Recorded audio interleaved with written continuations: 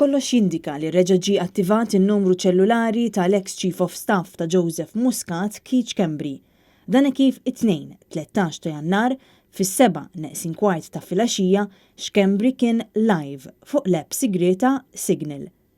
Kif żvela esklusivament il-portal netnews.com.mt tard it-tnejn filgħaxija Keith Schembri reġa' kien live fuq il-linja ċellulari tiegħu ftit tal-ħin biss wara l-ġurament tal-Prim Ministru Robert Abela.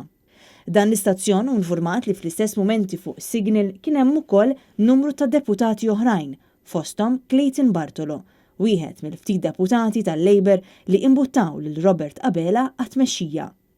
L-ewwel laqgħa tal-Grupp Parlamentari Laburista mmexxija minn Robert Abela bdiet ftit wara l-25 ta' filgħaxija. Dan ifisser li Schembri it-tnejn stess kien attiv fuq Signal waqt il-ħin li kienet qed tispiċċa din il-laqgħa. Il-kap tal-Partit Nazzjonalista Adrian Dalija kiteb fuq Twitter dwar dawn il-provi li żvelajna u qal li l-poplu jeħtieġ ikollu risposti ċari. U staqsa jekk hix din il-kontinwità li qed jirreferi għaliha l-Prim Ministru Robert Abela. Sissa kien hemm skiet totali mill-Gvern wara li żvelajna l-ex Chief of Staff ta' Muscat qed juża l-mobile tiegħu. Linja ċellulari li tinsab f'nofs kontroversja sħiħa minħabba li l-Pulizija wara dawn il-ġimgħat kollha għadhom ma investigawx il-kontenut tal-messaġġi u telefonati li saru bejnu u bejn dawk li huma kompliċi fl-assassinju tal-ġurnalista Daphne Caruana Galizia.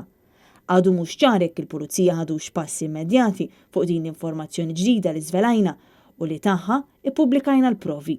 Fil-fatt, ir-rapportaġġ tagħna fl-ebda ħin ma ġie miċħud.